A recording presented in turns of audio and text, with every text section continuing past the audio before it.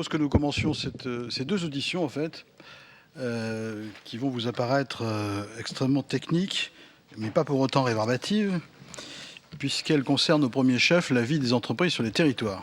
Bon.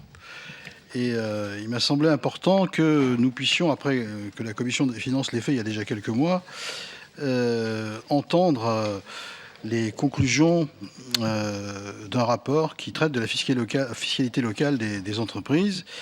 Il a été publié en mai 2014, donc c'est pas si vieux. Il comprend une évaluation globale de cette fiscalité, bon courage, un bilan de la réforme de la taxe professionnelle de 2010, qui devait faire plus de 100 pages d'ailleurs dans la loi de finances de l'époque. Il a fallu s'y reprendre à 3 fois pour essayer de trouver quelque chose qui tienne. Je ne suis pas sûr qu'on y soit arrivé d'ailleurs. Et une analyse de l'impact de la fiscalité locale sur les choix d'implantation des entreprises. La principale innovation repose sur l'approche retenue, c'est-à-dire étudier la fiscalité économique locale du point de vue des contributeurs. Nous, c'est ce qui nous intéresse, nous, de la Commission des affaires économiques, c'est-à-dire qu'on a envie de savoir si le lien fiscal avec les entreprises sur les territoires, c'est un plus ou c'est un moins.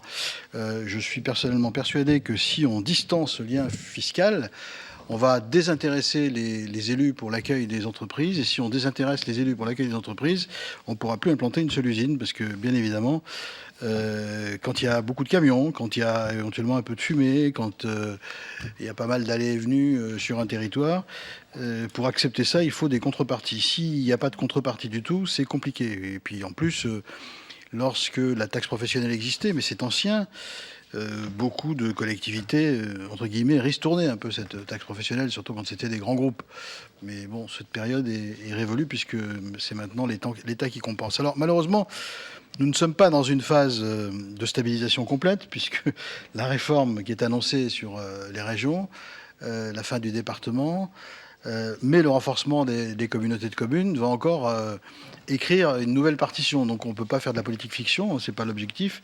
Mais moi, ce que je souhaiterais dans votre communication, c'est qu'effectivement, vous nous disiez jusqu'à quel point c'est fondamental pour le lien entre collectivités locales et entreprises, à quel niveau ça impacte ou pas le choix d'une entreprise, puisque c'est ce côté-là que vous avez regardé, sans forcément rentrer dans le détail technique de l'ensemble des dispositifs que vous avez étudiés. Je crois qu'on essaye là de voir les atouts et les inconvénients d'une fiscalité locale d'entreprise.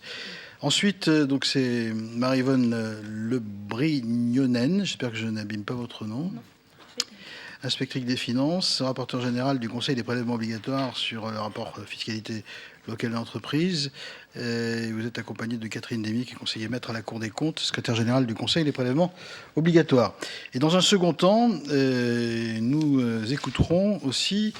Je pensais que c'était mieux à l'oral qu'à l'écrit, puisqu'on a reçu du ministre Sapin un certain nombre d'informations. Nous écouterons Régine Divani, qui est directrice de l'Agence pour l'informatique financière de l'État, sur la dématérialisation de la facturation entre État et personnes publiques. On nous annonce des mesures de simplification sur la facturation notamment. Ça concerne la vie des entreprises. Est-ce que ça existe? Est-ce que c'est mis en œuvre? Quelles sont les difficultés rencontrées? Bref, c'est ça qui nous intéresse là encore, parce que nous, on soutient à fond le fait qu'on puisse se simplifier la vie. Mais il semble qu'il existe... Ah, c'est dit Yannick, excusez-moi. Pardonnez-moi.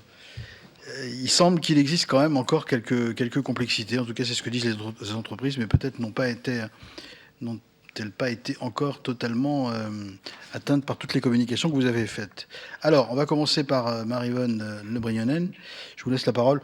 Si vous pouvez, peut-être pendant 10 minutes, puis ensuite il y aura des questions. Je pense que c'est mieux. Merci de vous livrer à cet exercice.